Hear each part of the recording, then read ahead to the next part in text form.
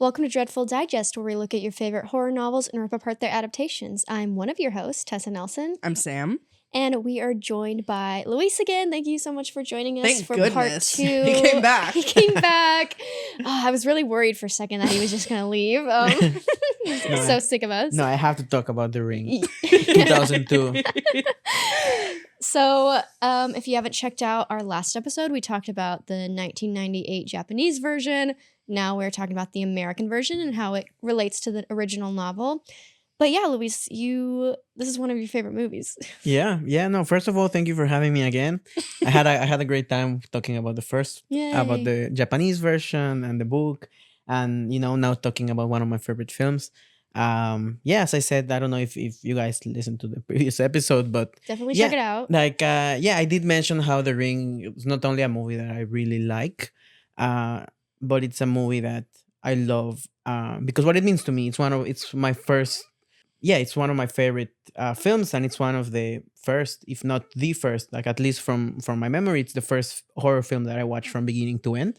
I watched it with my mother, and it's a movie that I rewatched many times with friends, with cousins, and it has a very special meaning to me, and I just really like the movie. I feel like it's one of my favorite horror movies. It's one of my favorite movies, regardless of genre, and I just feel like it's just a very, very well made movie, and it's one of those remakes that I think improves on the original, and it just has it's the movie. It's the movie. Mm-hmm. I'm very happy. I'm very glad to be back to talk about the film. Perfect. Yeah, it's definitely got the atmosphere. Really vibey for sure. Mm-hmm. Do you all want to get into your non-spoiler reviews of this film? I mean, I kind of already said it before. This is a spoiler, but I'm going to say it anyway, so stop listening if you don't want that. The last movie and the book are for theater girls, and the 2002 movie is for horse girls. Yeah. We're really just hitting all the types of girls. The range. Only 2. Yeah. Everyone is somewhere on the spectrum of horse girl and theater girl. I think so. I think that makes perfect sense. Where would you place yourself? I definitely lean more theater girl. My grandma had horses. I liked feeding them carrots, but I didn't like actually riding them. So I would say I'm more of a theater girl. Mm-hmm. Mm-hmm. How about you, Luis? What type of girl are you? No, it is crazy because I feel like I'm kind of both because I love You're theater. Definitely a theater girl. I love theater. I love musicals. I love Broadway. My sisters have done theater. My mom was a dancer. So, I've always been close to the arts and to theater and all of this, and I love it. But not many people know. But I also love animals, and from I think I was like 6 years until I was like 12. I rode horses like in competitions. Really? In Yucatan. Yeah, in Yucatan I have pictures. Yeah, I do have pictures. This is crazy. And were you really good? Did you win? Let's see if I can find them. yeah, I would win. And I had a horse. Dang. Look. Sorry, theater girls and horse girls. Luis just won.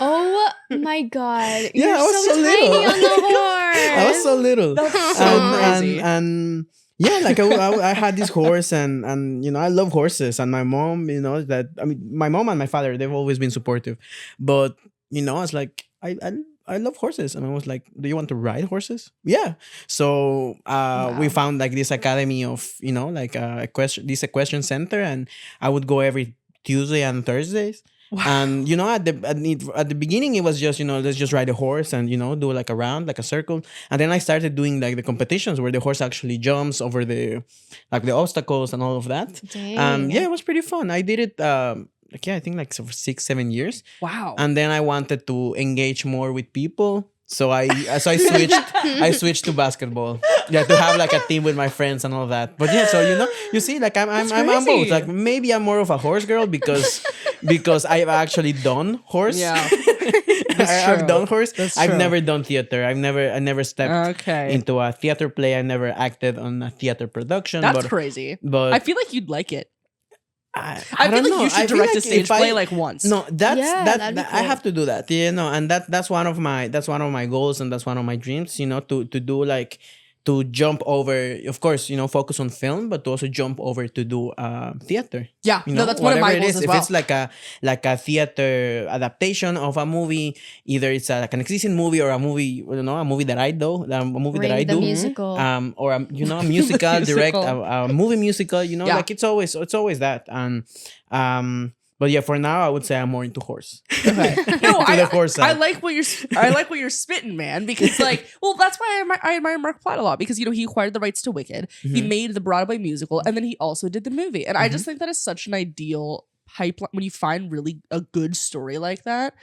Anyway, Or like Tina Fey, where she made the movie and then she made the musical and then she made the movie musical again. Oh yeah, for Mean Girls.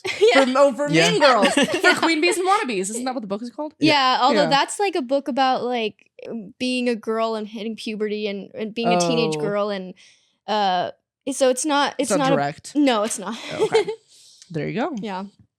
We'll cover that next episode. Mean Girl versus Queen Bee, Wannabe, whatever it is. Yeah. Well, that was mine. What's everybody else's oh. non-spoiler review? Gosh, yeah. What is mine? Definitely probably my favorite version of the story that I've seen, although there are a bunch of adaptations. I enjoyed it on the second rewatch. I really enjoyed the atmosphere, the location, setting it in, I think it's Seattle, where it's just raining all the time. And yeah, I had a fun time with it. Yeah. Yeah. No, as I said, I love the film. I think it's a very atmospheric, has a very specific look, like this greenish, 35 millimeter look. I think the performances are great. The whole backstory that they added for Samara, her mother especially, that's the biggest change. Yeah, the ultimate horse girl. and True. Yeah. It's true.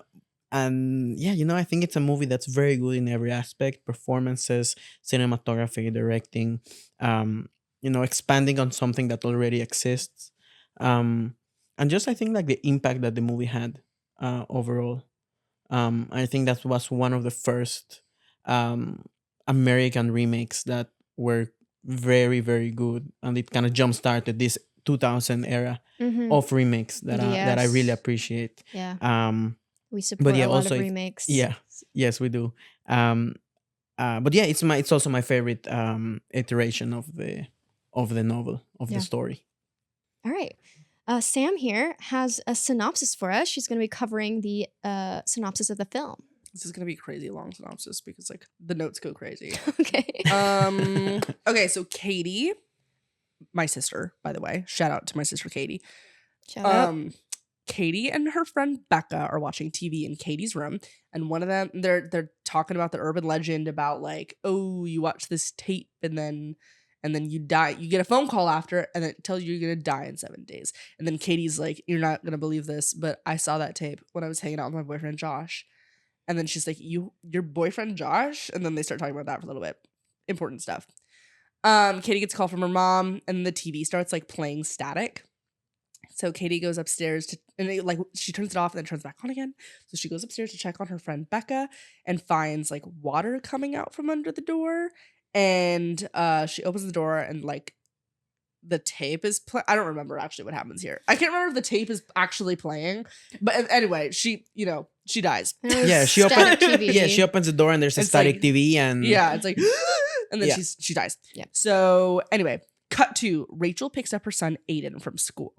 The teacher is like showing Rachel pictures that her son Aiden drew, and she's like, "Look at these weird pictures your son drew of his cousin Katie. Remember my sister?" I'm just kidding. The girl from the intro. Look at all these weird pictures that he drew of her dying, and Rachel's like, "It's fine. Like he's coping. Chill." And the teacher's like, "He drew these a week before she died." Crazy. Freak. I'll Very say much it now. Falls into the sorry. Well, I'll say it now. I'll say it again. I think we're gonna say the same thing. That it wouldn't be an American horror movie if there Without wasn't a creepy freaky little kid. kid. Creepy kid and trope this in one horror. has multiple freaky little kids. Danny Torrance, Mhm. this guy, This guy, Aiden Aiden. Yeah. Asakawa. I have to. They both have powers. Aiden Keller. Can you imagine if their last names were exactly the same? Rachel Asakawa. Yeah. That would Totally be crazy. believable. Aiden Asakawa. Anyway, So Aiden and Rachel go to the funeral for Katie. And outside the high schoolers are talking, and then Rachel comes out. Rachel's not a regular mom. She's a cool mom. She starts smoking a cigarette with them. And which is a crazy moment, by the way. She's cool. She's a girl boss. She's cool. Like the kids are like smoking a cigarette. She grabs it. She's like, thanks. It's crazy. Yeah. She's trying to fit in. Low-key, Rachel is a crazy person, but she says lots of things that I think are insane. But anyway. So the high schoolers tell her about Katie's boyfriend who died on the same night as her. Also, Aiden goes upstairs into Katie's room like a freak. Rachel goes up there to go see Aiden, and she finds a slip to pick up photos that Katie sent to have developed. And she decides to go pick them up. She filters through the photos, and she finds one with all of the faces of Katie and her friends who went out on this weekend earlier, all distorted. If you recall from our last episode, this is also in the Japanese movie. It is not in the book, though. So Rachel decides to go to the cabin where those pictures were originally taken, and she grabs the unmarked tape that, like, at the check-in table, there's a bunch of tapes available for rent. So she grabs the unmarked one, goes into the cabin. She watches the tape, and it's full of, like, abstract imagery, and she's like, uh-oh, and then she gets the call that she's gonna die in 7 days. Major bummer. Honestly, like, avoidable.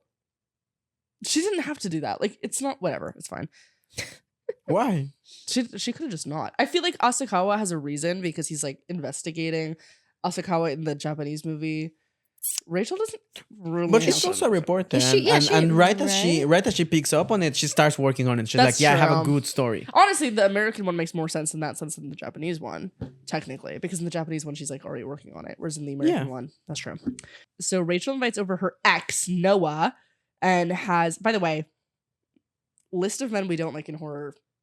You don't like Noah? I like Noah. I think he's fine. Yeah. He's kind of walking the line for me. Oh. I just think it's weird how he, like, I just think he's weird. I have criticism.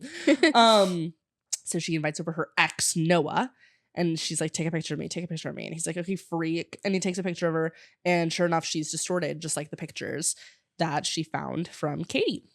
Rachel shows Noah the tape, but he doesn't believe it. She makes him a copy so he can go find out where it came from. Because he's like a video analyst. Right. In this version, Noah, formerly known as Ryuji, is like, this is like his thing. Is like, he does Good video addition. Made a stuff. lot of sense. Yeah. Yeah. I liked those scenes with them together. True. Noah's assistant Beth arrives while they're going through a copy of the tape, and Rachel freaks out and she leaves. She's like, oh my gosh, not your new lover, basically. I don't know. That's not exactly how it goes, but that's more or less how it goes. So Rachel then goes to speak with Becca, who survived Katie, at the insane asylum, but Becca, and she's like, please, like, tell me, like, what happened to Katie? I don't remember what she says, but Becca's like, don't worry, she'll tell you how she died. Freak. 4 days, because at that point, all 3 days had already passed, I think. Right. So she's just like, you'll find Wow. out in 4 days. Freak Yeah. count 3, I think. A lot of freaks. Can we put on the screen how many freaks there's in this summary? More work. Drop in the comments how many times I say freak in this episode. So Rachel goes to print images. So she's like, I'm gonna pull stills from the tape. So she like notices, like, when I don't know how to explain this. She sees a lighthouse and she's like, I'm gonna print out a picture of that. So I can identify where this is. Yeah, like she sees like in the tape, there's like at the end of the, like in the corner of the screen, there's like another image kind of like interfering. So she asks Noah like, hey, what is She's this? like, And they "What's that?" try to see, and then they find that there was like another layer to the video, which was a still like a video of a lighthouse. Yeah. So she finds this lighthouse, and while she's like printing out pictures of this, there's a fly on the screen, and she's like, that's kind of weird. It looks kind of funky. And so she's like, I wonder if I could just like, and she pulls the fly out of the screen. It's freaky. Yeah, I don't get the point of the fly, but yeah. Anyway, so then Noah is at the store. I think it's like kind of like a foreshadow. That, Yeah, it's like that things can come out. Yeah. You know? Okay. I think that's all it is, though. I mean, I guess I'm going off the idea that like these are things that Samara has seen, like in the book, Right. where I'm And like, well, then why would she I don't think that's the case. not in this version? That's not how I interpreted the tape in the American version. Okay, interesting. Yeah. Okay. So Rachel, she starts researching this lighthouse, and she finds information about Anna Morgan, who was a horse breeder who killed herself, who lived on this like horse breeding estate and like horse land where that lighthouse was. Rachel has like a dream of Samara. Oh yeah, by the way, you don't know that it's Samara right now, but so Rachel has a dream of a girl with long black hair in a psych ward. And she's like, and she wakes up and then she finds Aiden watching the tape. That's kind of how that happens, isn't it? Yeah, so she has a dream. She has kind of like a nightmare of so she hears the TV and she goes into the room and there's Samara sitting on a chair, right? It's that moment. She's sitting in a chair, like under a bottle of water. Yeah. And then when she approaches her, Samara touches her, burns her, and then she has like a vision of the island, I think. And then she wakes up, she sees that she has like a burnt mark of Samara's hand, and then she hears the TV. When she heads out to see what the TV is, she sees that it's Aiden watching the not good the tape. But honestly, if anyone was gonna watch that tape and survive, it'd be Aiden. Yeah, I believe it. So Rachel then takes a boat to Anna's. I put Anna's horse farm. Rachel takes a boat to Anna's horse island. And she's on this boat, and there's a bunch of other stuff there on this boat as well. There's horses on this boat. There's cars on this boat. There's people on this boat. There's a lot of stuff going on. Huge boat. She's on this boat to this island, and she sees this big, beautiful horse, and she's like, "Hello, horse." And the horse is like, Get away from me. I have to get out of here right now. And the horse kicks itself out of its enclosure. This is important stuff, I promise. The horse kicks itself. Such a horrible scene to watch. It is. Kicks itself out of its but this, The Godfather, when it comes to horse scenes. Anyway, that's also a Godfather spoiler. This is what I'm saying. We just like give spoilers for unrelated movies during this podcast. But anyway, so this horse is going crazy, and it's like, I need to get out of here right now. It actually says that. That's a real line in the movie. The horse says that. Yeah. It's dubbed. And so anyway, Rachel's kind of like, what is going on? Everybody's freaking out. This girl's like, Daddy, my horse. Why is it freaking out? The horse is running around all the cars. Finally, it starts running towards Rachel, and Rachel's like, and she like ducks, and the horse leaps over her head into the ocean to die. Awful. And then a little bit later, you see that under the boat, a pool of blood starts to come out. The engine got it. Yeah, the engine ate that horse. That was so traumatizing. It's like when I watched it, I was right on my horse era. So out of all the things, as much as I like the movie, I was like, it's this scene. This scene is like the horror scene. Yeah. That's what I remembered. And then how the little girl screams, the blood comes out, which actually that moment also appears in the tape. Mm-hmm. The blood on the ocean. It's such a good that scene is such a good scene, and then it's just horrifying to see like how the horse jumps over, and you see it kind of hits the boat on its way down, and then it's trying to swim, and then he gets like swept under the boat, and then that's the last shot that we see the horse. That shot where you're looking down, you know exactly what you're going to see, and you're still like, maybe it'll survive. Yeah, exactly. And then the blood starts, and you're like, oh, okay. So anyway, that's unfortunate for everyone involved. So meanwhile, Noah decides to go to a psych ward. It's the psych ward. Huh? No, doesn't he go? He goes to the psych ward to get details on Anna, and he wants to break into their record-keeping facilities. This is a very funny scene. I will give it to you for liking Noah for this scene, because he's like, I've been to the record office upstairs, and they're like, nice try, it's downstairs. And he's like, bingo, and then he goes downstairs. And he breaks in. It's great. Clever. So yeah, he doesn't even need psychic abilities to do no, that. he does not.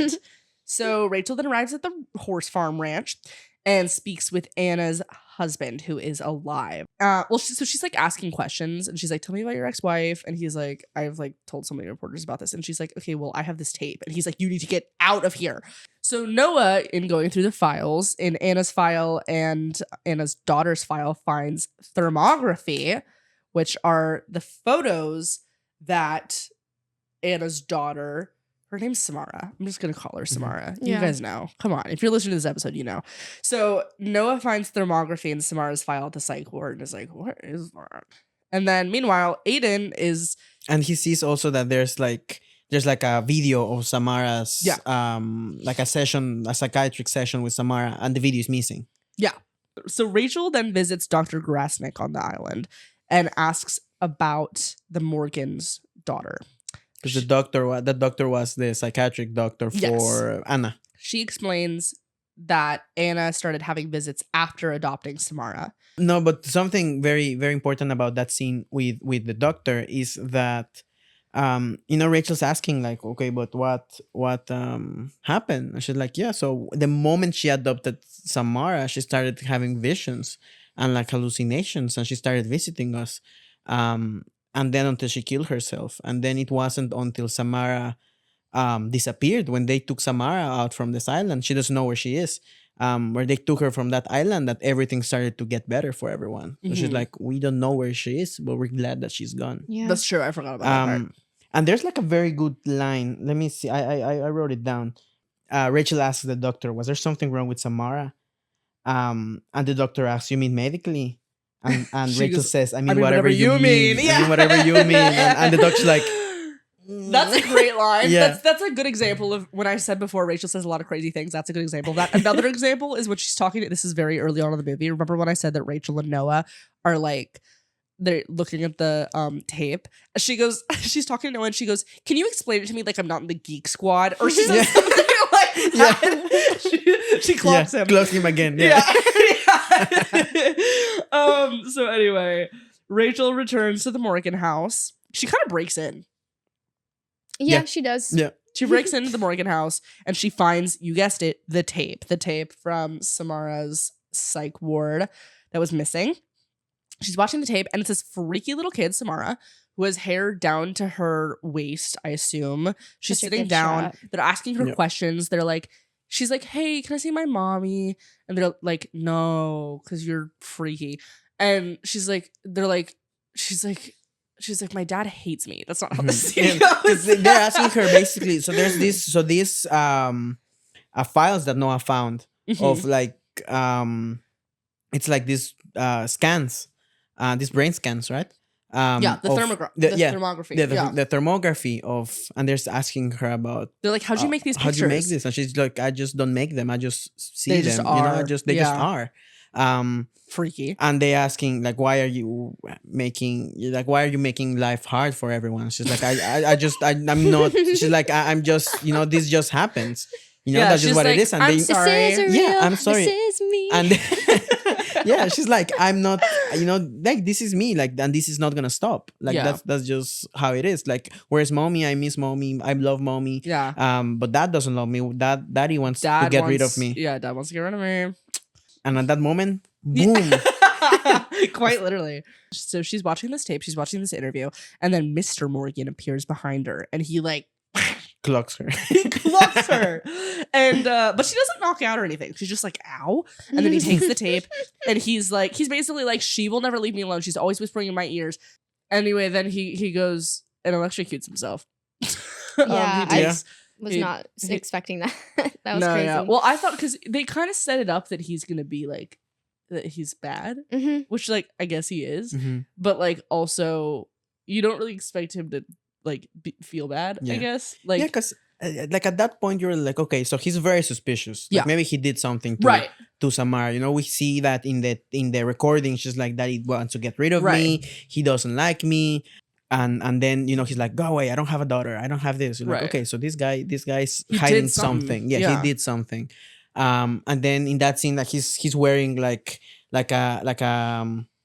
an extension. Not how do you call like the cable. The like cables with a bunch of Extension cord? Yeah. like extension cord with a bunch of cables, and he just walks into The the bathtub. bathtub, plugs everything in, and turns on the Yeah, extension and just electrocutes He does it himself. right in Like, front it's of a crazy Rachel. scene When in he front of Yeah. Rachel. bites the horse thing. Yeah, Yeah, yeah, it's and crazy. right at that moment, Noah. Oh yeah, Samara's up. like, "Daddy doesn't love me. He loves the horses," which is crazy. But yeah, so Noah shows up right then. Rachel remembers what Aiden told her when he called, that Samara doesn't like the barn. So Noah and Rachel decide to go to the barn, and there they find her old bedroom, which is where Mr. Morgan used to sequester her. So they rip out they climb up there, they rip out the wallpaper, and they find a burn marking of a tree in the woods. This is famously from Shelter Mountain, which Rachel recognizes. Also, it's in the video. It's in the tape. So Rachel recognizes it and she's like, "Oh my gosh, we have to go to the cabin." And in the cabin, they find a ring mark on the floor. So they axe through it and wouldn't you know it, right below them is the well. Yeah, So but that's an interesting scene also because there's the mark of the ring, but it's covered. yeah, So by a carpet, right? right. So similar to the book and the original film, like they're like, okay, so we're here, but okay, where is the well? Like, Mhm. what's happening? So they start to just go crazy, like fuck, like we only have like that's the last day for Rachel. They're counting the hours. Yeah.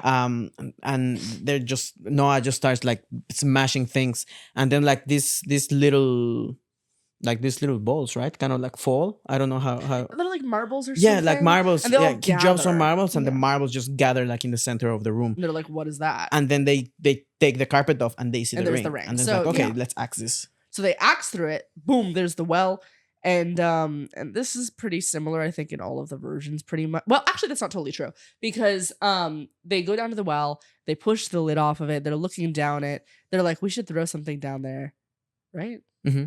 And then they throw a rock down there, and they're like, okay. But also, while this is happening, Samara presumably is making all of the nails. Like water is pushing up all the nails in the Looks so floorboards of the good. cabin. It's so cool. And they don't realize this, and so suddenly it like comes crashing down, and the TV flies down and knocks Rachel straight into the well. It's She a lands. very good moment. Yeah, it's crazy. And then the end of that scene is just like the TV, like in the Mhm. ground and just kind of flickering, and then it turns off. She falls down. She lands face first in the water, and then there she finds Samara's dark hair and her remains. She gets like a vision. Yeah, Samara grabs her, so she finds the hair, and then Samara's hand just pops out of the water and grabs her, and then she has the vision. She has a vision of.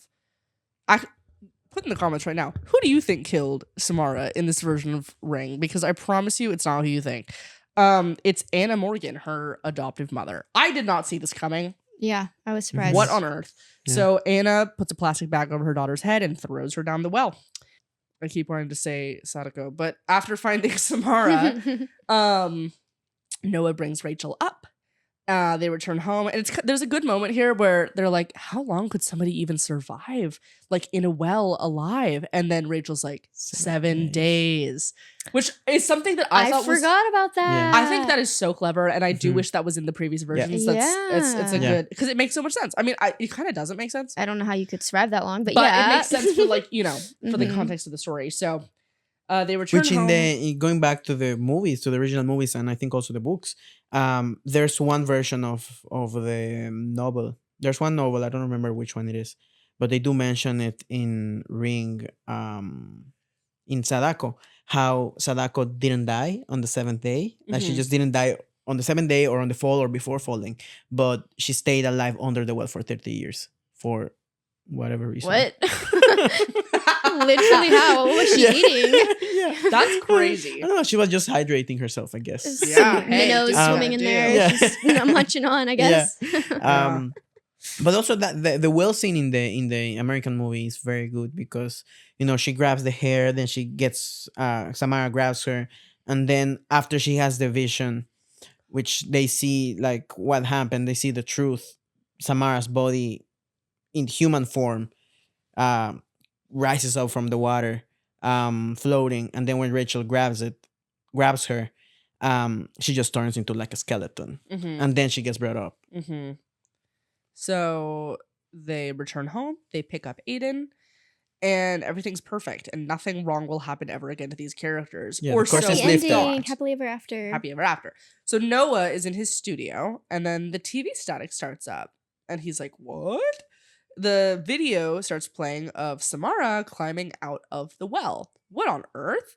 She's coming closer and closer and closer until she comes through the TV. I think this is the first time we actually see Samara in her full Yeah. deceased glory, because we see, like, you see her steps as she walks out, like the water pooling below her, which I think is a nice touch. Yeah. I think that comes from the Japanese movie, though. That's not an American movie thing, right? The what? Like water being with her. The water is infused more in this one, saying that Yeah. she's afraid of the water. I don't Or- remember her dripping I think water it's in the sequel where they mention water. In the Oh, Ring okay. 2, the sequel for this one, that's the water is a big thing. Okay, But so maybe this is an American movie thing. I think yeah, so. yeah, I Okay. think it is. Yeah. So, Noah dead. So Rachel speeds over, but Noah's dead when she arrives. So Rachel arrives home and she destroys one of the tapes. She's like, "Ugh, why is this still happening?" And then she realizes that she survived because she made a copy.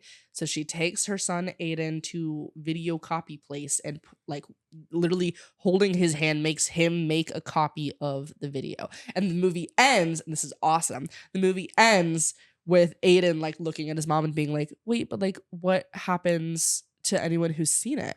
And then it like ends. Mm-hmm. Great. That's the American 2002 movie. Thank you, Sam. You're welcome. Thank you for the my gosh. synopsis. You are welcome. All right. If you guys want to know more research about the book specifically, check out our last episode. In this episode, I'm just going to be talking about the 2002 remake. So this film was released in 2002, directed by Gore Verbinski and written by Aaron Kruger. The Ring was a global hit, grossing $249 million worldwide. With a $48 million budget, it became one of the highest-grossing horror remakes of all time. And this is, I do want to talk a little bit about Gore Verbinski because his feature film debut was Mouse Hunt. You know Mouse Hunt, right? It sounds familiar. It's an amazing like family movie about these chefs that have a mouse in their kitchen and they want to get rid of the mouse. But the mouse is crazy and the mouse doesn't want to go out. This is just Ratatouille. So that's his literally. feature. That's his debut. Then he did The Mexican with Brad Pitt, and then he did this one, oh 2002. And right after this one, the next year, oh I see. Pirates of the Caribbean, Oh, wow. the first one, Man, it was and working. he did the second one, and then he did the third one. So this trilogy of Pirates of the Caribbean that I can't die for Pirates of the Caribbean. I think this trilogy is amazing. It's perfect. But it's I love crazy how from Pirates, The yeah. Ring, then they hired. I mean, he had already shot Pirates of the Caribbean when The Ring came out. So clearly the executives were like, this guy knows what he's doing. Mhm. Yeah. So let's have him do Pirates of the Caribbean with Johnny Depp, Orlando Bloom, Keira Knightley. Let's give him this $100 million Wow. dollar budget movie. You know, that's gonna jumpstart this era of Disney live action. Wow. Ride stuff. And then after that, he did The Lone Ranger, which I think is also a great film. Is that with Johnny Depp? Yeah, Johnny Mhm. Depp Oh, okay. and the cannibal from Call Me by Your Name. What was his name? Oh, Army Hammer? By Your yeah, that The one. cannibal? Yeah, like what's his name? Oh my and- goodness. Not the first time we've talked about Army Hammer, That's by the true. way. We actually have talked about Army Hammer quite a and, bit. and then after Army, that, if you'd like to come on the pod, Heck, just no. like No. Dreadful Digest pod at gmail.com. God dang it. and right after that, he did A Cure for Wellness, which was a very, very good looking movie that I didn't love and it flopped hard. And I Mm. think they kind of blacklisted him. I feel like they put him in director jail. He Aw. hasn't done anything Director jail. after that. Wow. He has a new movie coming out, I think, this year or next year. Oh, let's see. But that's crazy, you know, for making. He was in Rango. Oh yeah, he did Rango also. He did What? Rango. You know, like so for I me, love it's crazy how he Rango. has Crazy. um, I haven't seen that in ages. like that's a crazy streak. You know, The Ring, That is crazy. Pirates of the Caribbean 1, 2, 3, and then Rango. Dang. That's yeah. crazy. You know, like he's a great director, and I think this movie Really? is an example of how good something can be when you hire the right person and when you let that person cook. Mhm. You know, Samara's cursed I'll let him videotape. cook. I have that logged on letter. Wait, Yeah, I was it's gonna say you're the on only person that Letterboxd? has it logged that I follow. No way. And I did not die. You're still but- here to live yeah. the tale. Tell the tale. Yeah, no, the thing with the copy is true. But You're like, who would I show it to? Who haven't I showed it to?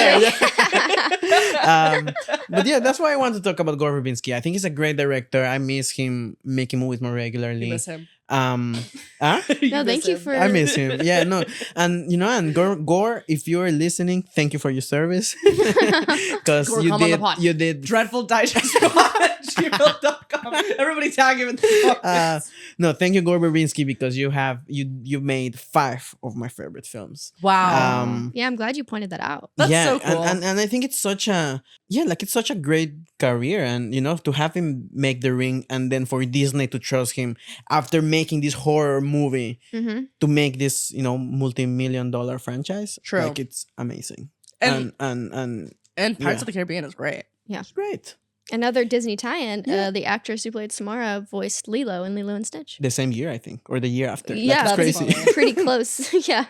So The Ring went into production without a completed script. Kruger wrote 3 drafts of the screenplay before Scott Frank came on to do an uncredited rewrite. Several high-profile actresses were offered the lead role, including Gwyneth Paltrow, What? Wow. Jennifer Connelly, and Okay. Kate Beckinsale. I can see Okay. that as Mhm. well. I can see it. Yeah. I can see it with Gwyneth Paltrow. No. No. But Kate Beckinsale, I think Kate Beckinsale would have ate the role. Yeah. She would have ate, yeah. And but Kate she would was have ate. but she was busy doing another masterpiece, Underworld. Around the same time? Yeah, because Oh. Underworld I think came out 2001 or something. I love Underworld. Oh my god, I Mm. have to rewatch it. I Mhm. love that franchise. Who was the other one? Jennifer Connelly. Yeah. Jennifer Connelly. Yeah, she's great also. Yeah. But why not? but you know Naomi Watts. Yeah, shout out Naomi Watts. Yeah. Speaking of Naomi Watts, Verbinski says they didn't want a super well-known movie star for the film. But that was one of Naomi Watts' first American roles, and it's crazy how Mm. because she did Mulholland Drive, masterpiece, Mhm. then The Ring, masterpiece, then she did 21 Grams with Iñárritu, and great movie, and King Kong. Like for her first years in Hollywood, like she did Wow. 4 amazing movies. Yeah, that's what it says. It wasn't until the 1-2 punch of Mulholland Drive and The Yeah. Ring that really made her career Yeah. take off. Yeah. On the other hand, for the role of Richard Morgan, they wanted someone who would hold your attention, and they cast Brian Cox for his gravitas. Yeah, he's scary. He's got creepy Yeah. vibes. Yeah, he for has sure. that. Yeah. He has that power, and Yes. Yeah. hmm and even like I think the first moment we see him, he's like hammering like this fence, Yeah. right? And then Immediately when she starts intimidating. asking him, like she even like looks at the hammer because he's kind of like grasping it like harder. You know, like even from that scene, you're like, okay, this guy. Of course, they want to build some suspense and some mystery around the guy, but yeah, Brian Cox, he was the right guy. Mhm, Yeah, mhm. great job to the cast. Great job from the casting director. For Mhm. sure. So, in developing the movie, the filmmakers talked about urban legends, the idea that more people who talk about it and share it, the more real it becomes.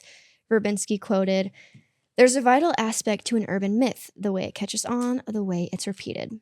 So they definitely lean more into the urban myth aspect of it. Shout out to Candyman. this version. If you haven't listened to our episode True, on check out Candyman, that's like Candyman. what it's all about. Mm. Mhm. The film's cinematography is noted for its soft lighting and gray blue green color. Shot in film, the production is unusual for achieving its color correction in camera Mm. using 81EF and one of 2 green filters rather than relying on digital grading Nice. during post-production. Yeah, the movie looks so good. hmm Like I think the look of the film, like it's such like it gives the movie so much identity over other films, and Mhm. I love when films go for it.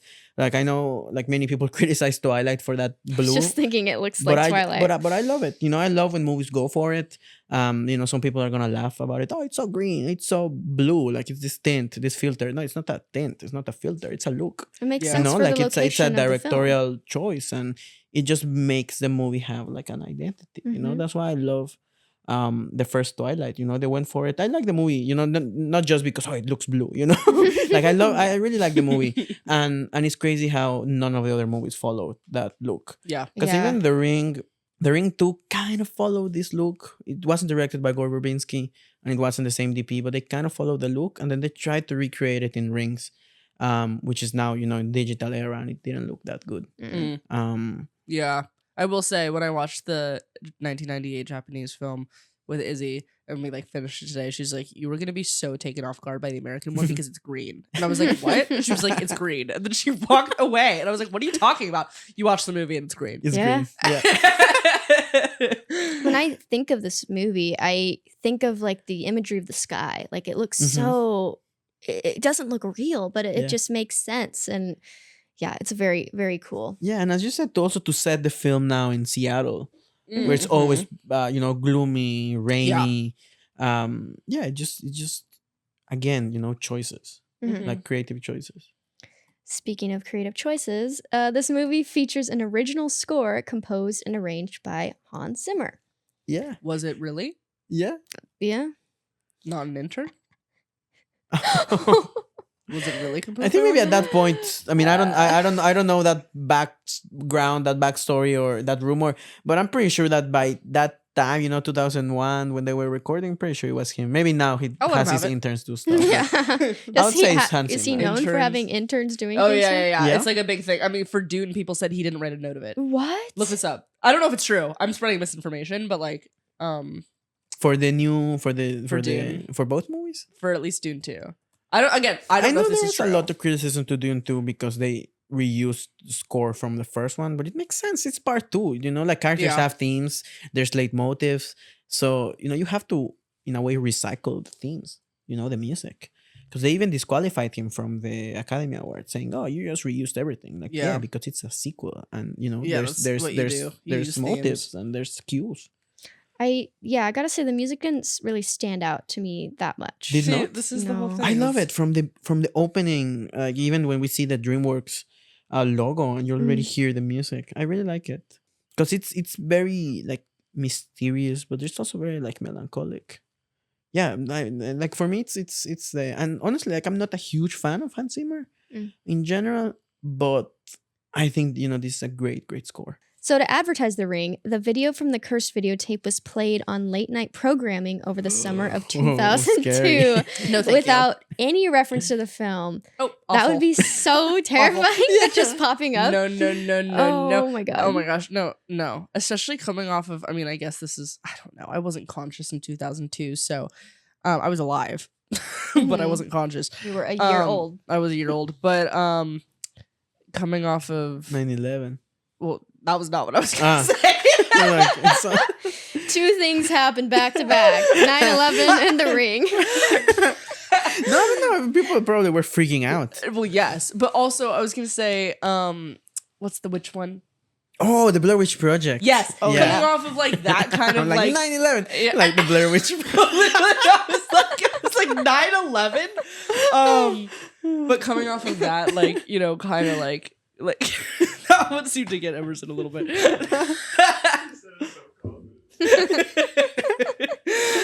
Coming off of like this. Yeah, our live audience is going crazy. Yeah. This is the first time I've seen him laugh. No, I don't know. Like I feel like even because this is what came out 2002, right? Yes. Like people were probably freaking out about everything. So Oh, if yeah, they see they like probably thought it was this from, like- random video, they're Well, like, that's what "Fuck, I'm another saying. Yeah, terrorist exact- attack." No, I don't know. I see where you're going with this. Yeah. Yeah, that's not the point I was trying. Let the record reflect. That's not the point I was trying to make.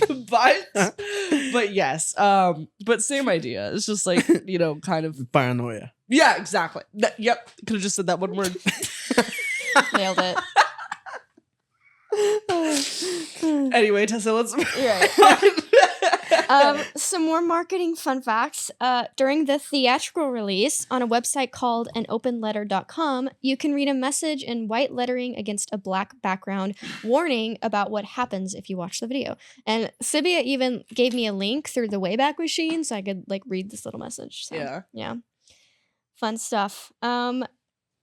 The film is the first installment of the American Ring series, and it is followed by The Ring 2, 2005, and Rings 2017. And then there's also the Rings short film that takes place between this movie and The Ring 2.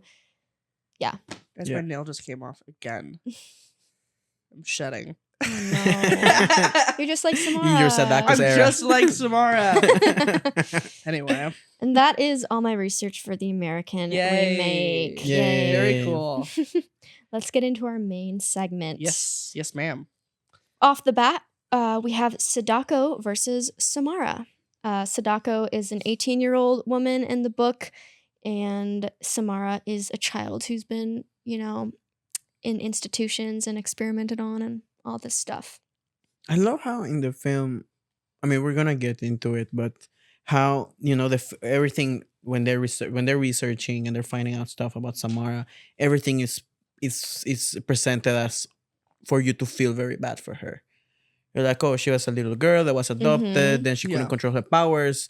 Her family was afraid of her. She got put in the psychiatric hospital, and then she got murdered by her mother, and and at the end they let her free. They let her rest finally. After all the things, you're like, okay, poor girl, But then at the end, you see like that was the thing all along, and she was always evil. You know, she knew what she was doing, and She she wanted wouldn't to hurt stop. She didn't people, want to yeah. stop. She just wanted to hurt people. Uh-huh. So And even Aiden knew that. He was like, "You weren't supposed to let her out." Yeah, it's crazy. That's a very good. There's a very good line at in that scene when she's speaking with Noah after they come out of the well, and she goes, "Yeah, 7 days." When she says, she just wanted to be heard.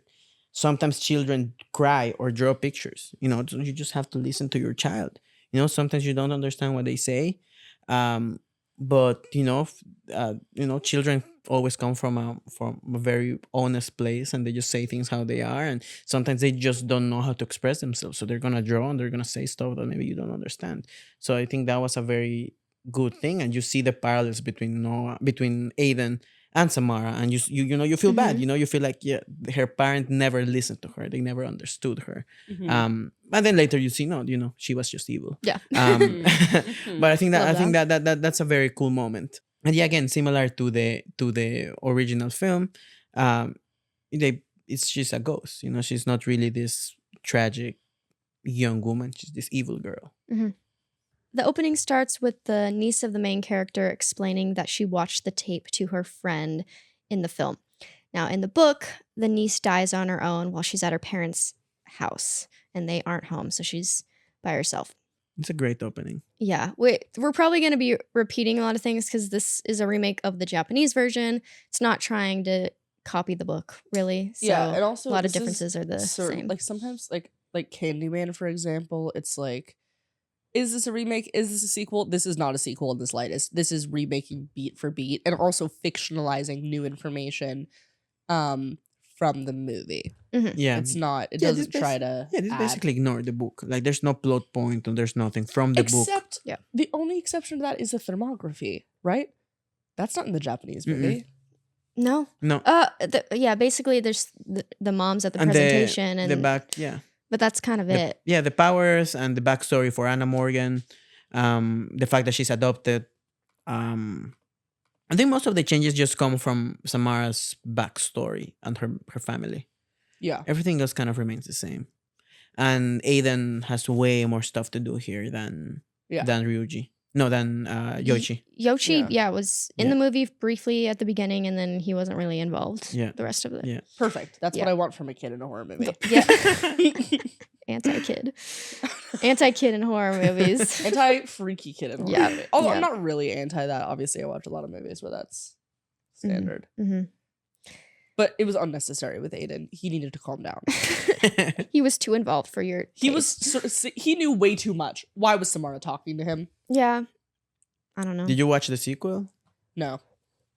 What? There's answers there. Oh. All right. I need to watch the sequel as to why Aiden's a freak. That's in that. Yeah. Okay, got it. Yeah. Ring 2, Aiden's a freak.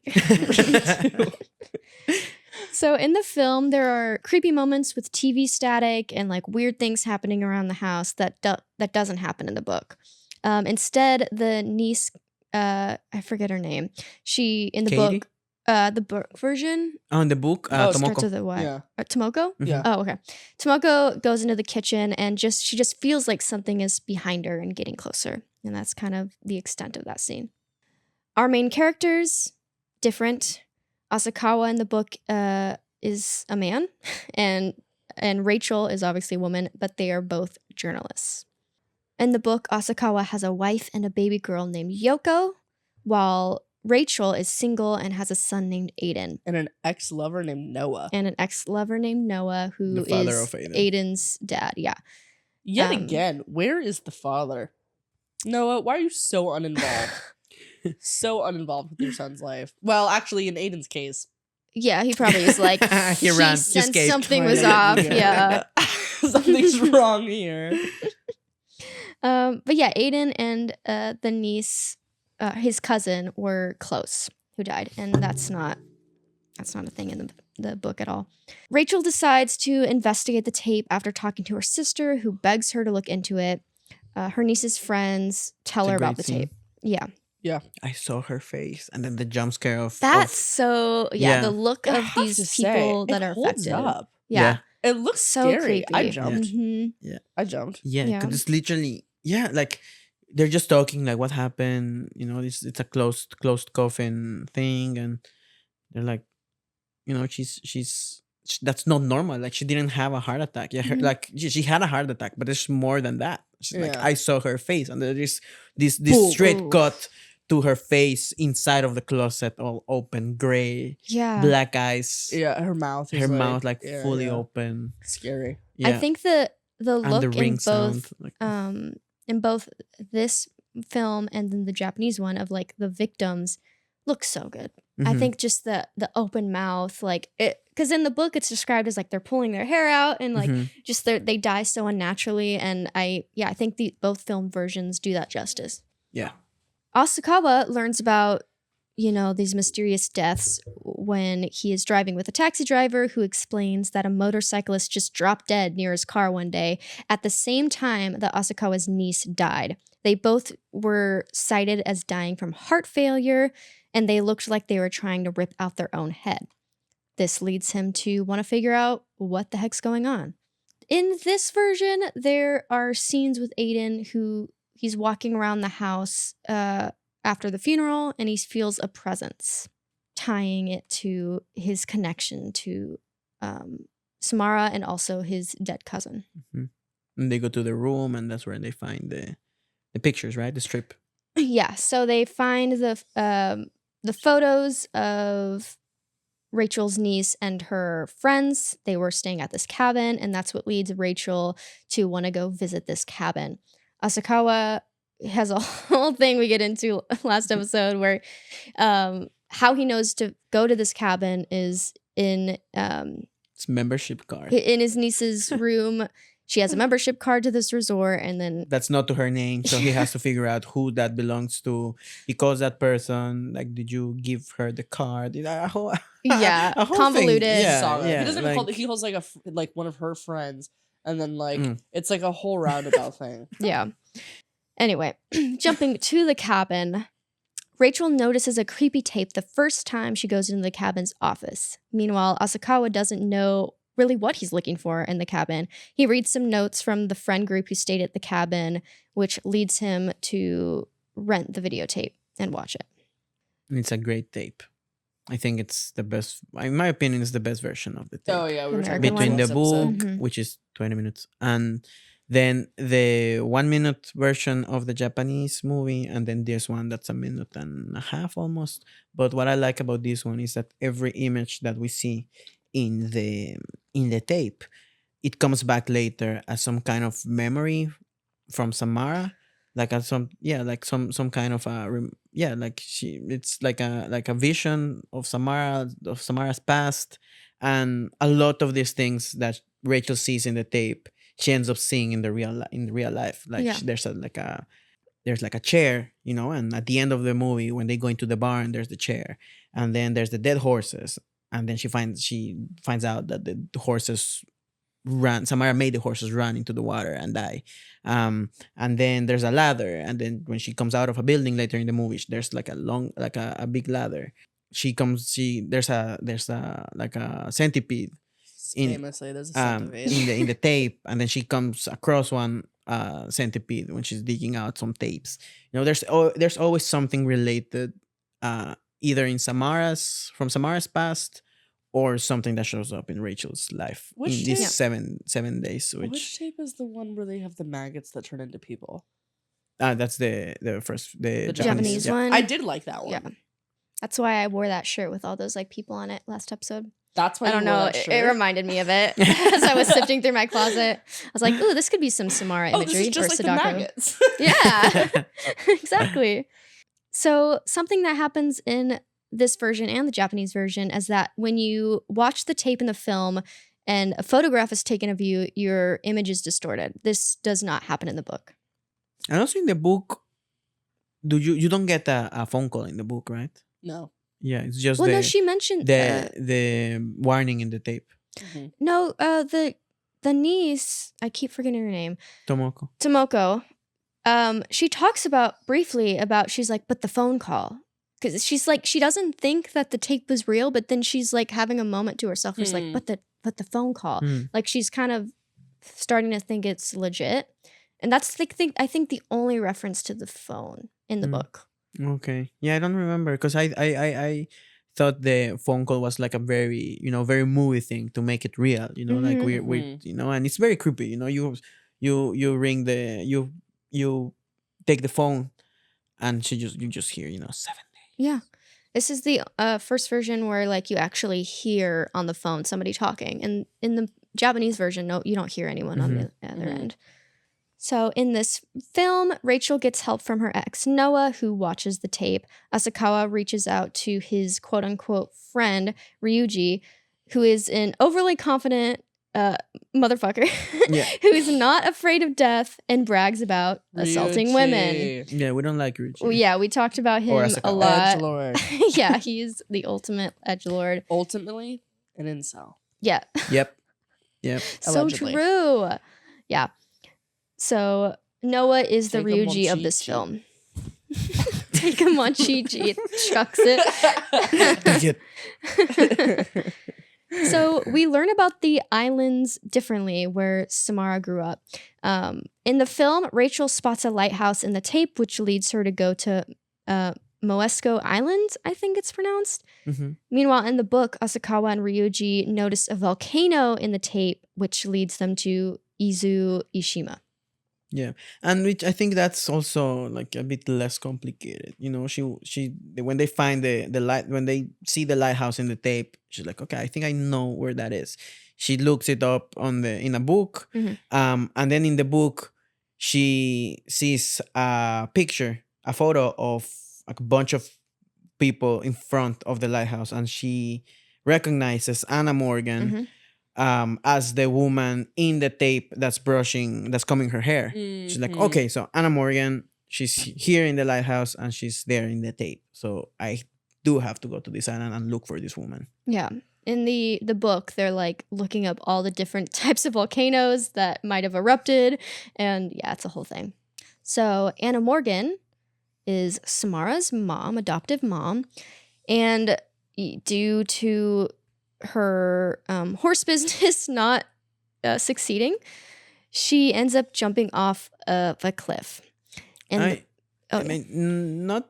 I don't think it's more. It's like about the horse thing not succeeding because they do mention that she was like an award-winning horse breeder. I think it's the visions plus most of her horses dying because of Samara. That she's like, oh, right. I'm out. Okay.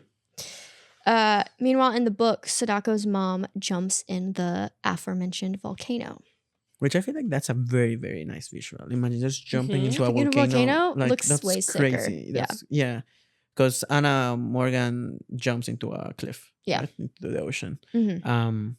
Which it's a very cool shot in the tape, but I can only imagine like volcano's how crazy. nice I it know. would be, to Why haven't we seen the, that? the visual of jumping into a volcano. I wouldn't jump into one, but Just just seeing cool to it portrayed in see. the I'd movie. watch someone else jump yeah, into one. that's so cool, jumping into a volcano. You should do it.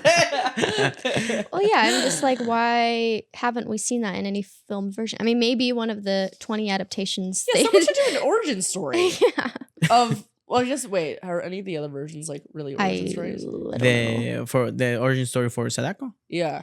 Not American. There's no American version of her origins. Someone needs to do this. Someone Yeah. needs to just talk about her mom and the whole ocean statue situation, Mm-hmm. and then the volcano. It's just crazy. Yeah. So there are some creepy scenes added specifically into the film, including hair pulling. Well, that's so nasty, that scene. Yeah. Like Rachel starts coughing and she just pulling it out of her pulls mouth. out like a hair out of her Ugh. mouth, Yeah. like with that thing attached, right? For the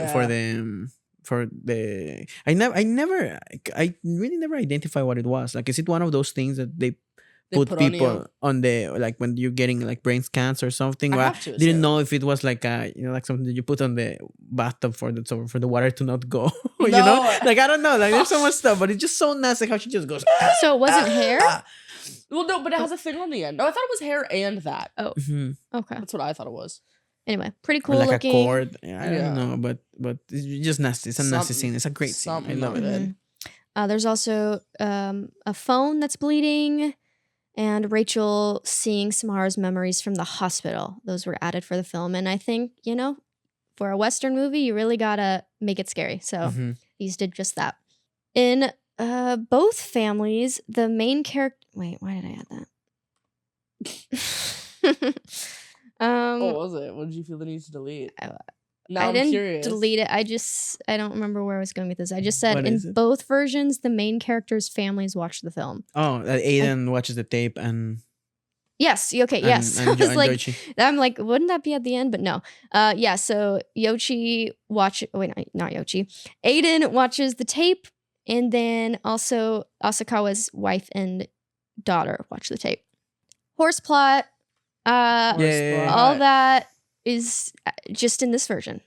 You know what's crazy is like if I were producing The Ring 2002, I would think having a horse trained and then having it jump into the water, like obviously it's not actually jumping in the ocean, but like having it do all that would be like really expensive and like unnecessary. Oh my god! Like how is that justified? You need a horse wrangler. It's not in the original text. Like trainer. what is the motivation for like writing in this insanely expensive storyline? I really It works, want to know the reasoning. but I don't know how. No, I mean, for me, I interpret it as Rachel now having seen the tape, she has some kind of Samara in her. So when the horse sees her, the horse, kind of like how Samara did to the horses, what Samara did to the horses that was forcing them to just go into the ocean and die.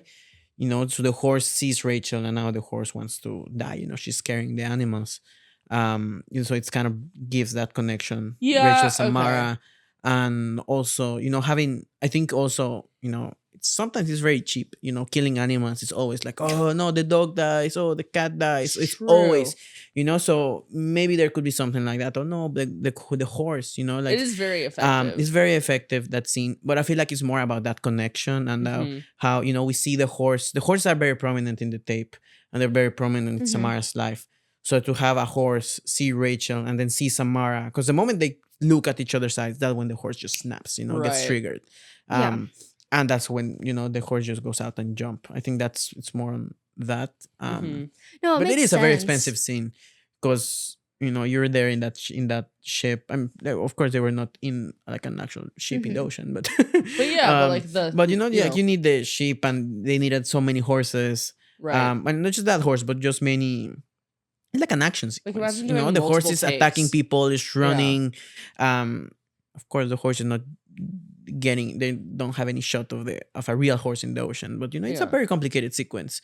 But I feel like it was necessary for that. It's a lot. Like it's a scene that many people remember. That's true. Again, Godfather and The Ring. When I was rewatching this, I was like I was waiting for the horse stuff because I was like, that's what I remember the most. Yeah. So as you say, it's a very, very effective scene. Yeah, no, I agree with that. I guess I was just wondering, like, in general, why make Samara's mom like a horse trainer? What was the reasoning behind that? As opposed to anything else. Yeah, because in the book, her mom has psychic powers, and it's a whole thing we'll get into a bit later. But and then in this version, she's just a horse wrangler that adopted a weird kid. Yeah. But I think it just gives a little mystery to who Samara is, because they say we don't know where she came from, and it's this happy couple that adopted her. And I don't know specifically why horses, but I just think it makes it interesting, to have something so new, so different. Like why a horse breeder? I don't know, but it's just something different. True. Not something different, and it's true. I think again, personality. Yeah, makes it unique for sure. Yeah. So Rachel goes and talks to Samara's dad, who knows about the tape. In the book, Sadako's dad is in a sanatorium, so they end up actually, Asakawa and Ryuji go to talk to the guy who was in love with Sadako's mom. We didn't really talk about this guy much last episode. Oh yeah. But this guy had a crush on Sadako's mom, and that's who Asakawa and Ryuji go to talk to on the island. And this guy who had a crush on her mom also gives insight into both Sadako and her mom's psychic powers. In this film, Samara was adopted by Anna, and Anna did not have psychic powers, as we mentioned, while in the book, both Sadako and her mom had powers, but Sadako's were more intense. And I like that change. Not only makes the movie different from the Japanese movie, but I feel just grounds it a little bit more. To not have those powers. Of course, she has something, but they lean more into like the supernatural, paranormal, rather than like psychic powers. Yeah. I like it's more. I feel like it's more believable. More grounded. Yeah, and like having her be adopted, it's like, well, we don't know where she came from. Who were her parents? Did they have powers? Like, does give that sense of mystery and believability. Yeah, which we do find out in the sequels. Who's her Oh, real we mother do. and who's her real father? We do? Yeah. In the Ring 2, we get to know her mother, and in Rings, we get to know her father. Oh, Wow. shoot. Do they take anything from the book at all? No. Oh. Okay. No. Cool. There's a whole thing with Sadako in the book where she goes to join a theater group, and then she goes to stay with her dad at the sanatorium for a little bit. She's, like we mentioned, she was 18, while in this version, she is a child. Yeah. So we learned that Samara was put into a facility because of her powers, while Sadako, she wasn't put into a facility. She lived her life for a good while until she went to the sanatorium. And we learn that she was intersex. That's a main difference between the book character and the film. Jumping into the end a little bit, Samara was thrown into a well by her mom, left for dead. And this was where the cabin was built over the well.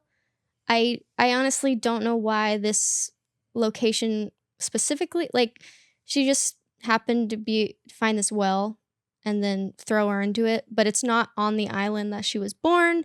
So I'm curious, like, how did we get from point A to point B? I was kind of confused by that a little bit.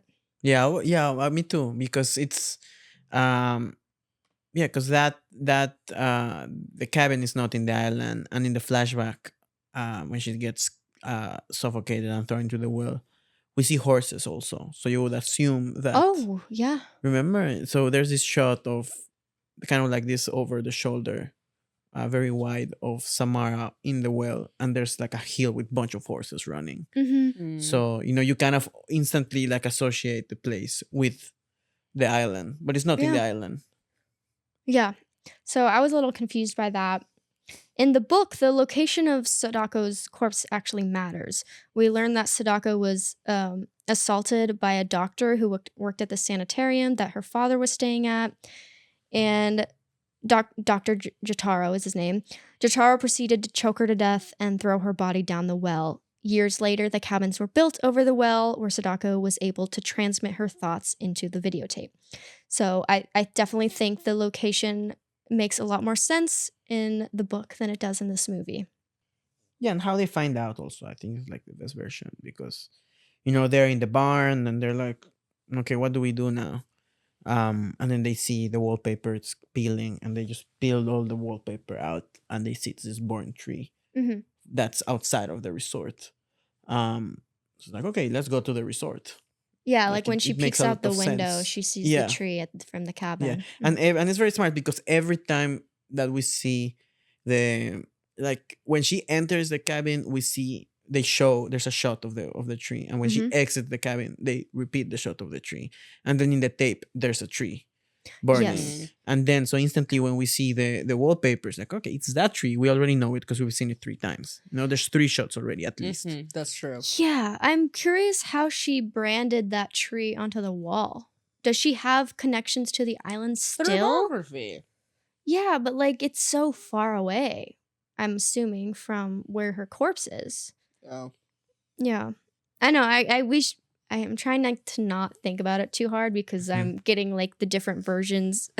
I'm combining like the different versions of her powers, and so it's the movie. This version of the movie definitely is more loose in like what her powers are, while I feel like in the book and the Japanese version, it's pretty much spelled out like what she can do. Yeah.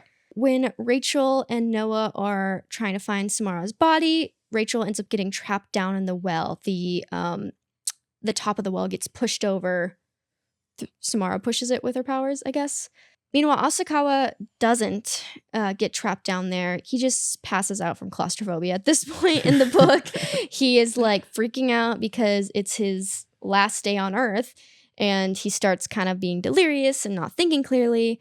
But somehow he and Ryuji retrieve Sadako's bones, and they're able to give the bones back to their rightful family members, the family members that live on the island, and they think all is well. Yeah, and that moment is also, I think, it's a very good moment, and it's the best version of the between the Japanese movie and the novel, where in the novel, Asakawa, he begins to freak out and he passes out. In the movie, Reiko, she kind of zones out and she's like, okay, that's it, I'm done. And then she gets slapped and remember that you're kid or whatever. And in this one, there's only that moment in the cabin where Rachel goes, I think that's it. We're done. I don't know what else to do. And that's when Noah goes crazy and throws everything. And then it's when they find the ring in the floor, and they axe the floor and they find the well.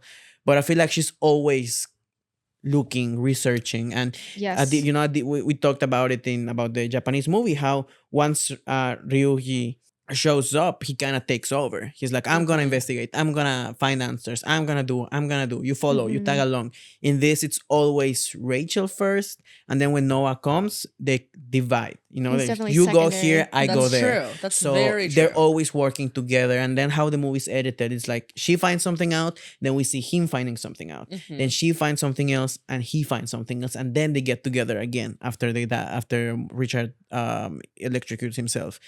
So I feel like they're always working as a team. They're both 100%, yeah. They're both of course in the beginning they're not, because he's like, this is just like a film, this is a nice film, whatever. But then when he sees his face is distorted, he goes like, yeah, okay, no, I believe you now, let's work together, let's work together and let's find things out. They're always a team, and they're both doing stuff, and that's again like another point for another plus for the American film. This is how I wish Raiko was in the last one. Yeah, not so passive. And then having, as you said, like Rachel has that attitude, she snaps back at people. And even her first scene when she enters and the teacher kind of reprimands her for not being there, and she's like, no, I'm his mom, I'm doing best. I'm doing what's best. And there's also this moment when she's writing about the tape, and the boss comes in and he interrupts her, and she's like, you're fired. Like, no, I'm not. Yeah, you're fired. No, I'm not. I'm writing such a good story. He's like, you're fired. I'm not. I'm not. Love that, yeah. And it's very nice. She has this leadership, this autonomy of, I'm gonna find things out. And once she gets course, she's like, okay, next day she's already going. That's and then true. Then Aiden, and there's throughout the film you see there's this weird relationship. And we get to see a little bit more in the sequel where she says like she didn't want a kid, she didn't want Aiden. So you see that kind of gap, that emotional gap in between them a little bit.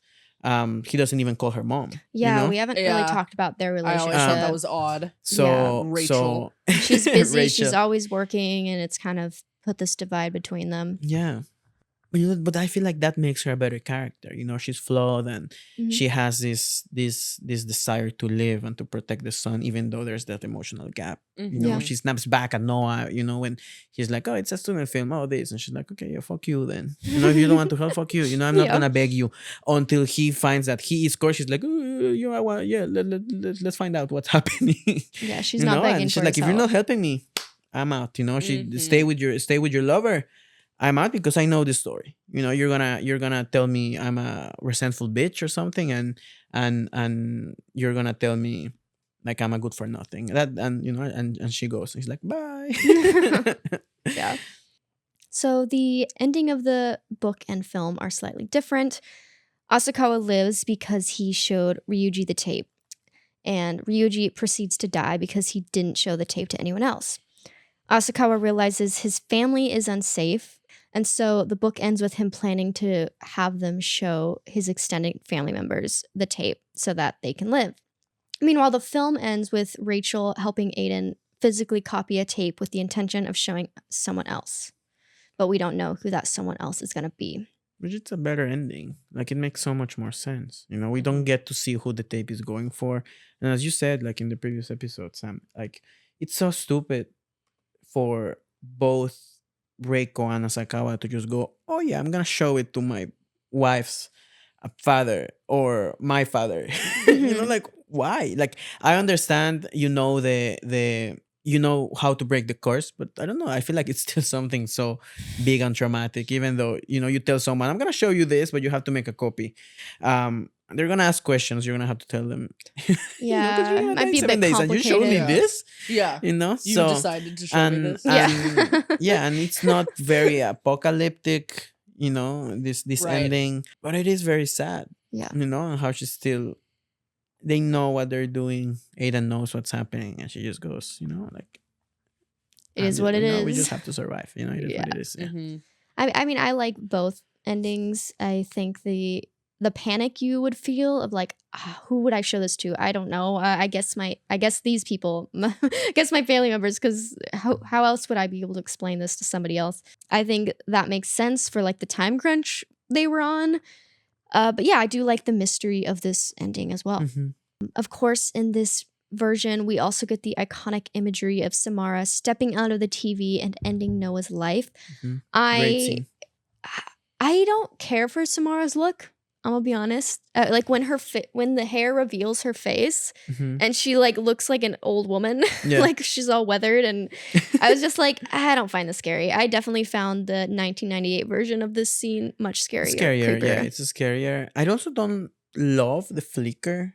Like Samara, when she comes out, she's kind of flickering. Oh Like yeah, there's it some doesn't static. look I'm great. like, okay, this is I kind of actually strange. did like that. Yeah? You guys didn't like Oh. that? I thought it was I cool. think if it had better digital effects, it might have looked maybe. better. Yeah. Yeah. Yeah, I just didn't love it, and I love how every step she takes, there's water that she leaves Mhm. behind. That I like. I like that too. I like that she looks very very wet. Mm-hmm. Makes Um, sense. Yeah. But yeah, also I don't love the face reveal. Yeah. I prefer the eye. The eye. The Yeah, that's eye's all you freaky. need. That's all you need Yeah. from that Yeah. other version. But really, shout out to that actor, because I think he did a very great job throughout the film. You know, most of his scenes are with Naomi Watts, who's could easily act circles around any actor, Mhm. and he did very good. But yeah, I think Mhm. it's that scene. You know, this how scared he is, really just sells Samara in general. And True. I always found it funny how he wears flip flops throughout the movie, except when he goes in the Really? island. But he's wearing flip flops in Ew, it's raining all the time, Yeah. my guy. No, when he's outside, he's wearing boots. Okay. Okay. But I don't know. It's so funny to see him inside the apartment. You know, it's normal. You know, you're inside the apartment, you're wearing flip flops. But I feel like there's not a lot of flip flops in movies. There's not a lot of feet in movies. Yeah, it's And it he's is jarring. Yeah. Noah and We the just want more flip-flops. feet in movies.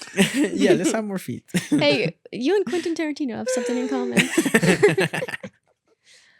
All right, those were all the differences I could find. Is there anything else you wanted to touch on? I think that's most of it. Yeah. I think it was yeah. pretty spot on. It's a lot of broad strokes changes, so it's kind of hard to like nitpick because it's like, well, where would I even begin with like, you know, certain things? Like, Yeah. we talked about Yeah. Samara's backstory, and Mm-hmm. yeah, that's what it is. It is Yeah. what it is, yeah. So, the ultimate question. What do you prefer? The book, Ring 1998, or The Ring 2002? The Ring 2002. Oh, Yeah. 100%. Yeah. I think it has so many iconic scenes. It's again, you know, the look, the emotional connection that I have with that film. Mhm. Yeah, you know, it's a film that I've seen so many times. I saw it with my mom. I've seen it with so many friends. Just this month, I watched it twice. Wow. Once with a friend when I was in Querétaro for a wedding, and she loves The Ring, and I told her, let's watch The Ring. I have to watch it anyway for a podcast, and you know, let's watch it. We watched it together, and then we saw The Ring too, also. Mhm. And then just last week, I wanted to see it again just to have it even more fresh. And Mhm. like anytime is good for me to watch the film. Like I really really like it, and I miss movies that just go for it, and you know, the look and acting, everything. And there's so much good horror now. Like Mhm. it's not like I'm complaining like, oh, you know, I want these movies back. Oh, yeah. Horror's been Because great you know, lately. horror, I think it's best it's ever been, because there's so many variety. There's so much variety. You know, like if you want to watch a slasher, there's a new slasher. If you want to watch found footage, there's one. And if you are more into like commercial horror, like more accessible, like Blumhouse, or Atomic Monster, there's that, you know. And if you want something like even like more into like the dramatic side, then go for A24, Neon, you know, like there's so many. So it's not like complaining like, oh, there's nothing like The Ring anymore. But I do love the film, and I do think that there's not a lot of films like that nowadays, you know. Yeah, definitely that 2000s look. I wonder if there'll be a renaissance. I mean, all of us who kind of grew up with it, we're now at the age where we can make movies. And so I'm like, you know, there was an 80s renaissance. I wonder if 2000s renaissance will be a thing. Yeah, and it's a movie that was so successful that I'm surprised that they haven't Milked made it. more out of it. Because even The Rings, that was a movie that I really didn't like. It made a lot of money, and they're not movies that are very expensive. Yeah, I saw Rings before I saw this one. Oh, really? Yeah, I saw it in theaters when it dropped. It was in an era where I was watching like a lot of movies in theaters, like the Conjuring stuff and the Purge stuff. Like I was just going with friends, and we wanted to see it. So that was kind of I was introduced to the concept from Scary Movie and also Rings. Yeah, you could make a Ring movie. Oh yeah, I'm down. I'm down. Right. Yeah. Somebody has to have them, right? If everybody in Japan, they have so many like Japanese versions. Probably like Paramount. Yeah. Yeah, it's definitely Paramount. Yeah. That's where it lives. Or you can go to Japan and make one. Also, it might be possible. Sam, do you have a preference? This is so tough. I don't know. I liked all of them for different reasons. It's like that, you know, by watching the 2002 one last, like stuff was off-putting. Like for me, like the whole horse thing was off-putting. And like the big changes, I was like, like what was the reasoning? Like, did it really add anything? Yeah, I get it. But also like as if we're talking about a horror movie, what was most effective? Absolutely, it's 2002. If we're talking about story, I think I'd have to go with the book. I don't know, but if we're talking about a movie that I would like rewatch, I think I would do the 1998 one. I don't know. Okay. I liked all of them for different reasons. I know that's not a good answer, but if I had to like FMK those movies, probably kill 1998. Marry 2002. Screw the book. Okay. That's how I would do that. Interesting ranking system. That's pretty good though, right? Yeah. Yeah. That describes my feelings towards them. Yeah. So I'm gonna say I preferred this version simply because it's something I could see myself rewatching. I think it's more accessible. It's still something you do have to pay attention to quite a bit because it's a mystery, it's an investigation, but I feel like I was able to comprehend what was going on much clearly in this version. So I could see myself revisiting this. Yeah. This versus that. I hope it's freaking weird. What is it? I have some weird ones, I guess. Samara versus Sadako. Oh, Sadako. Wait, versus is in what? Who do you prefer? Not a fight. They're Sadako. not fighting, to be Either clear. way, Sadako. Even if they were fighting. Yeah, I'll go Sadako book. Yeah, I agree. Yeah. Sadako book specifically, I think she's so much more nuanced in the book. Yeah. She has a lot more going on. She's more complicated. So I think she's a much more interesting character. Her being like a child is kind of like a tired concept. Like the creepy kid with psychic powers. I feel like, I don't know, that's been done before. So much. And then she just wants revenge. You know, she's a ghost that wants revenge. You know, in the book is way more than that. You know, it's this tragic woman that was misunderstood, and she was intersex, and she was, you know, betrayed by everyone. There's so much more to her than just being a ghost, a vengeful ghost. You know, I love Samara, but I feel like Sadako she just has way more to offer. She's that girl. She's that girl. We did gloss over it, the fact that she's intersex in this version, but we do talk about it quite a bit in the last episode. So definitely check it out. It's something that I feel like most people, if you're only familiar with the movies, you probably would not know that detail. But I think it's very interesting, and especially like how you described it, your reasoning for it. So go check it out. I will say, if you Google, and I did make this mistake, I was still surprised to find that information in the book, but if you Google while you're reading the book, stupidly, like me, is the girl from The Ring, one of the first results will be, is the girl from The Ring intersex? And that will spoil it for you. Oh. Sorry to say. Wow. Yeah. The first one? It's like 1 or 2. Wow. Okay. I will say, like, I still didn't know it was coming, because, like, that doesn't confirm or deny that information, but, like, but I wouldn't have even thought that if it wasn't from that. Yeah. Very random unless you read it. Yeah. Yeah. It's such a shocker. Yeah. Especially, like if you're familiar with the films, and then that happens, like why? Yeah. Mm-hmm. But it's great. Like I think it's a good thing. Yeah, definitely. Rachel versus Asakawa. Rachel. In a fight? Or what? Who do you prefer? Which Asakawa? The book version. In a fight, Asakawa. Who do I prefer? Rachel. Okay. I mean, I don't like Asakawa. Well, yeah. Actually, I'm changing my answer. In fight, Rachel. Yeah. I think Rachel would win. He seems kind of pathetic in a lot of aspects. Yeah, that's true. No, and she's gonna protect, and she's gonna do everything that she can That's true. for the story or for Aiden Asakawa can't to even take care survive. of his kid on his day off. Like, it's right, and also it's Naomi Watts. Yeah. No, it's Naomi Watts. Yeah, interestingly, both of these characters, they're workaholics. They are away True. from the home a lot of the time, and their families definitely feel that. So that's interesting. Yeah. Yeah. And also I think Rachel, again, like I think it adds a lot to the character, how this is like a real relationship that they had. You know, they were married, they're not married now, but they still are working together. They're close to each other, they want to survive. None of them is like a sexual abuser, you know, and Yes. and like Noah is seems like a nice guy, you know, things considered, against Ryuji. And I love that moment towards the end of the film where they solved everything, they think they're good, and you know, they pick Aiden up, they're driving, and Aiden is sleeping behind in the car, and then he just sees how they're driving, they touch hands, you know, he sees kind of, oh, your family's together yeah, again. that's a sweet moment. And then they say goodbye.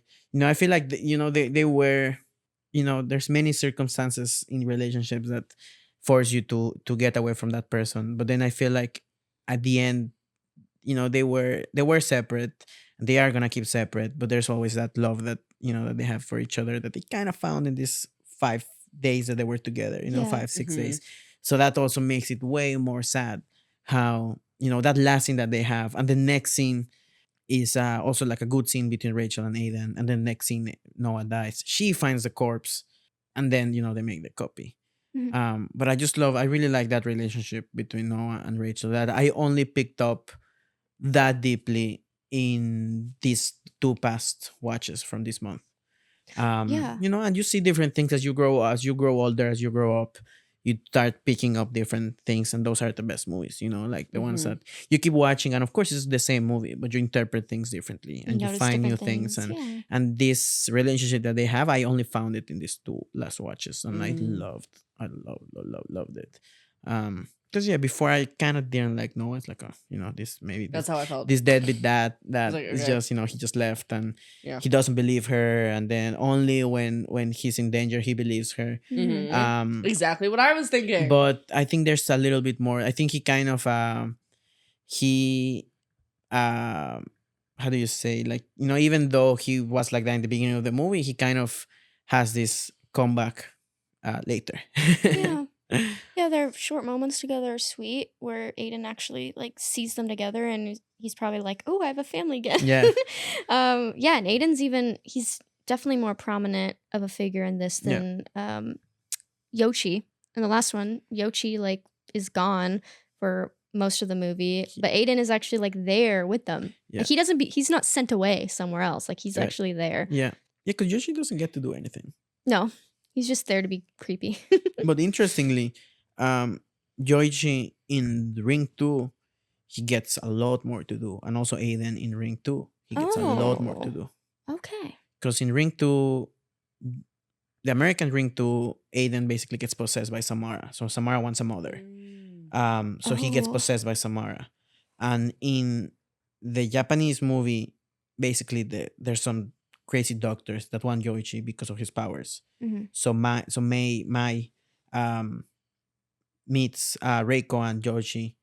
And then a lot of things happen. But Yoichi gets to do a lot more. And there's a lot of stuff in the Ring 2 Japanese that I don't like. Also in Ring American, but I think also they're kind of worth a watch. And this child possession thing that they do in Ring 2 American, it's interesting. Okay. Yeah. Coke versus lemonade.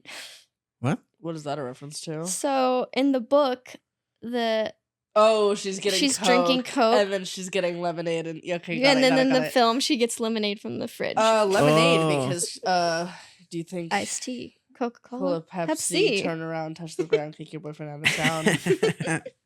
What's the rest of it? I don't know. I don't remember. Can you do lemonade? Lemonade. What are you doing? I don't know. I haven't done this in forever. Iced tea, Coca-Cola, Wow. Pepsi. Lemonade, iced tea, Coca-Cola, Pepsi. Then you turn around and you touch the ground. Wow, I had never heard of that. Like, that's such a white American thing. This is our culture. Yeah, I'm gonna go with lemonade on that. No, I'll do lemonade. What? Yeah, I'm a lemonade all the cokehead way. here? Don't do soda. Sorry? People, don't do soda. Don't drink soda. Yeah, I know soda's bad for you, but We need to get like, Mertz that just says, I'm a I watched Ring and all I got was this Coke. I'm gonna go with Coke. Gosh darn. Gosh darn. Gosh darn. This was a stupid one. I did Aiden versus Sixth Sense Kid. I was struggling to think of things. But listen. As what? It's like Like what? as a character, as an actor, in a fight. In a fight, I think Aiden wins. In a fight, for sure, Aiden wins. Aiden would kick butt in a I fight. usually am never like in a fight, and you always assume it's in a always fight. in a fight. It's always a fight. It's a fight. I guess I was In a just court of like, law. who do you find creepier? Oh, Aiden. But I think creepy Aiden. Okay. Yeah. Yeah, Aiden has malicious intent behind his eyes. The Sixth Sense kid is scared. As I'm thinking about this, I'm just like a better comparison would have been Aiden versus Danny Torrance. Oh yeah, They're which Danny Torrance? the one in the There's only one Kubrick Danny film. Torrance, no? Oh, the But in Ewan different McGregor one? versions. There's like book movie or TV movie. Oh, I've only seen the movie. The Stanley Kubrick Um, movie. I'm like, Ewan McGregor from the sequel? he would definitely win in a fight. In a fight, Aiden also. I think Aiden wins in I think every Aiden fight. is I'm kind not- of top dog when it comes to creepy little kid. Yeah. Oh, but Danny has like all these like ghosts protecting him, right? Okay. I see you. Well, Are they protecting him? I I mean, thought Tony I is read mine. ish. Tony is him. Actually, I'm getting we're combining Yeah, the no, Yeah, book and the spoiler. movie a I've bit. I've only watched the film. Yeah. So is in the him. film, he's not protected by anyone. Yeah, okay, so I'm getting the book. He can just see the mixing future. That's book all he version. can do. Whereas Aiden is talking to murderous ghost women, drawing holes. Yeah, I think Aiden wins. And, I don't know a kid that would beat Aiden. I would even choose Aiden over Ewan McGregor's Danny. like, like Aiden is that kid. He is that kid. He's that kid. Sadako is that girl. Yeah. It is that kid. That kid, that boy. Great. I so think funny. Danny's creepier. It's but so yeah. funny that he has like Aiden has a chokehold on me right now. Like I'm so scared of that kid. But like when I do think about it, it's like what did he do? He drew pictures. He's just like he has like but it's he's- scary. No, but Rachel He says grew it up in too the early. film. That's you his know, like only people, problem. kids don't know how to express themselves. Sometimes they're just gonna draw. Yeah, but stuff. he doesn't need to talk to ghost girls. Like he's supposed to be independent. He has no one else to talk to. Yeah, but she listens to him. Yeah, his mom doesn't listen to Yeah. him. Something about him is wrong. No, I definitely find him when he's like doing his own tie and like when he gets his mom's outfit ready for her. I'm just like, ooh, that's weird. Boy mom. The ultimate boy mom. No, this is what happens. This is what happens when you treat your son like this. I don't know where I was going with that. Treat him like what? Wait, she wouldn't even be a boy mom because boy moms are overly involved in their sons' lives. She doesn't even look at him. No, she's the anti-boy mom. That's not true though. She does care. She does care. Yeah, we're getting this all Rachel wrong. cares. Getting this all she wrong. lives with him. Yeah. She provides him food and a house. Yeah. What more do you want? The first times I would watch the film, I always thought that she was the adoptive mother. Really? Or like an aunt or something because she's always like She has that vibe a little bit. Rachel. Yeah. Never calls her mom. Yeah. In the second one, they play with it because he always calls her Rachel, but then he starts calling her mom. I was Samara's hoping in him. he would do Right. that at the end of this one. Freak. In conclusion, Aiden is a freak. Yeah. And There's something about he would him. beat everyone in a fight. Sinister energy from that kid. 100%. All right, that is the end of our This versus That segment. Thank you so much for joining us again. Yeah, of course. Shout out your socials again. Yes. So you can follow me on Instagram at my personal account, Luis_Quijano. It's LUIS_QUIJANOH. And you can also follow my production company's website, which is Balche Films, BALCHE Films. And also the website is balchefilms.com, where you can watch some of my shorts, the movies that I have in development, and a bunch of stuff. There's a lot of documentaries and music videos, commercials, short films, narrative, a lot of horror. So yeah, feel free to check it out. Follow me. And if there's any other filmmaker watching, I'm always down to collaborate, do stuff together. I love shooting. I love directing. So yeah, I'll be there. Yeah, definitely check him out. Whenever he does a remake, Yes. it'll be there. You'll be the first to know. Mm-hmm. And yeah, he's involved in the horror genre quite a bit, so definitely check out his work. And next episode, we're going to be covering I Know What You Did Last Summer, both the original movie, the young adult book, yes, it's a young adult book, and the new sequel that's coming out. So make sure to check those episodes out in a couple weeks. And yeah, follow us on @DreadfulDigestPod at Gmail. now you're getting me on the Gmail kick. Wow. You're messing me up. Army Hammer, email us at DreadfulDigestPod. No, Nicholas Holt. Nicholas Nicholas Holt. Yes, Nicholas. Email us.